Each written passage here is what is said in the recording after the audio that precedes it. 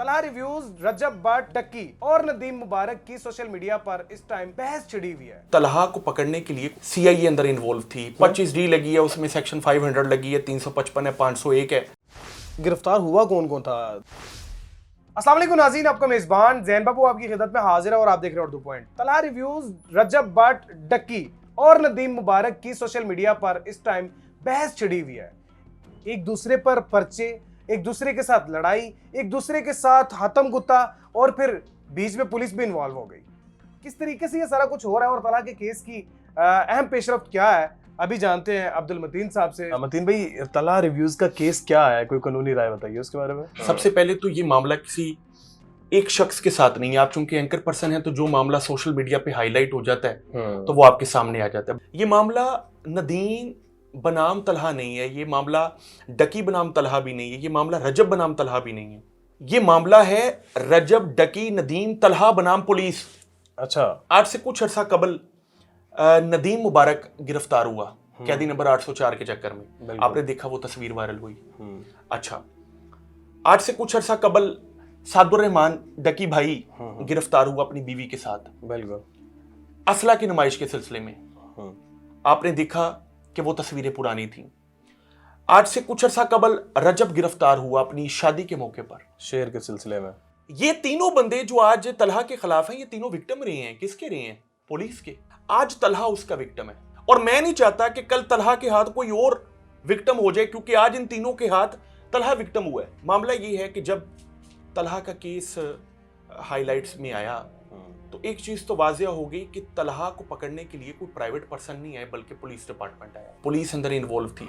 तलहा जिस तरीके से कह रहा था कि ये विदाउट एफआईआर जो है वो एक गैर कानूनी सी रेड की गई है, तो एफआईआर अभी तक आप भी नहीं सामने लेकर आ सके, इसकी वजह बताएं। देखिए, किसको गिरफ्तार किया गया मुझे बताइए। वो तलहा रिव्यूज खुद ही कह रहा है कि मेरे वालिद को जो है वो गिरफ्तार किया गया है, उसके अलावा करंट लगाया गया है, मेरे वालिद पर तशद्दुद किया गया है। आपने वो वीडियो देखी है? उसके अंदर वो वीडियो जिसके अंदर वो पुलिस वालों के चेहरे दिखा रहा है, उनका आना दिखा रहा है, उनका जाना दिखा रहा है, ये देखा आपने? आप मुझे बताइए कि इस पूरे मामले में गिरफ्तार कौन हुआ था? बकौल तलहा के उसका वालिद, तलहा के वालिद और लड़का एक गिरफ्तार हुआ। और ये मानी बात है, ये इसमें कोई झूठ फरेब तो है नहीं। तलहा के वालिद को सच में टॉर्चर किया गया? जो कोई बात बंदा करता है ना तो उसकी बात में असर होता है। दिल से जो बात निकलती है असर रखती है, पर नहीं पर ताकत परवाज रखती है। सोशल मीडिया के ऊपर कौन सा बंदा सच बोल रहा है, कौन झूठ बोल रहा है, अवाम को बैठे बैठे घर में पता लग जाता है। अब कोई कहे जी तलहा के अब्बू को नहीं उठाया गया, ये बात आम अवाम नहीं मानेगी। क्योंकि नदीम मुबारक ने अपने वीडियो क्लिप में ये भी कहा है ना कि वो अगर तलहा के अब्बू को उठाया था, उन पर टॉर्चर किया गया था, तो वो फिर कैसे 24 घंटों के बाद तलहा के साथ बैठे हुए हैं और वो मेडिकल रिपोर्ट्स जब अदालत तलब करेगी तो ये खुद फंस जाएंगे। आप कभी गिरफ्तार हुए? अल्लाह ना करे, मैं कभी भी नहीं हुआ, कभी जिंदगी में नहीं हुआ। आपको क्या पता कि करंट लगे तो उसका मेडिकल नहीं होता? तलहा पर ये एफआईआर करवाई क्यों गई है, किस बुनियाद पर करवाई गई है? उस एफआईआर में कोई भी दम नहीं है, अल्लाह खैर करे। क्या दफा लगाई गई उसमें? 25D लगी है, उसमें सेक्शन 500 लगी है, 355 है, 501 है, सेक्शन 20 है पीके एक्ट की। बेल हो जाएगी तलहा। इनकी थोड़ी तफसील बता दें कि ये किस किस। सेक्शन 20 है कि जी इसने फाल्स इन्फॉर्मेशन दी है। फाल्स इन्फॉर्मेशन के केस को साबित करने के लिए पहले जिस बंदे ने पर्चा करवाया उसको ये बताना पड़ेगा कि वो जो कुछ बोल रहा था वो सब सच था। ठीक है, तो उसको साबित करने एक अलग बात है। फिर ये वैसे ही बेलेबल है, जमानत मिल जाती है इसमें। इसके अलावा डेफेमेशन की एक सेक्शन है, सेक्शन 500 बेलेबल है, सेक्शन 501 है बेलेबल है, वो लगती नहीं है। सेक्शन 501 होता है कि किसी चीज को प्रिंट करना या इनग्रेव करना। मतलब पीका एक्ट का जो है वो शिकार तलहा रिव्यूज भी हुआ नहीं, पीका एक्ट लगता ही नहीं है ना, इसलिए इस केस का क्या बनेगा? आपको क्या लगता है तलहा इस केस में अंदर चले जाएगा? कभी भी नहीं, इंशाल्लाह हम उसको जाने नहीं देंगे। जो मशहूर शख्सियत होगी, जो काबिल इज्जत शख्सियत होगी, उसके साथ जब कोई हेरफेर होता है तो उस पर सोशल मीडिया जाग उठता है, उस पर एंकर जाग उठते हैं, उस पर वकील जाग उठते हैं और उस केस को बड़ी बारीकी से देखा जाता है, क्योंकि वो केस रोल मॉडल बन जाता है बाकी लोगों के लिए।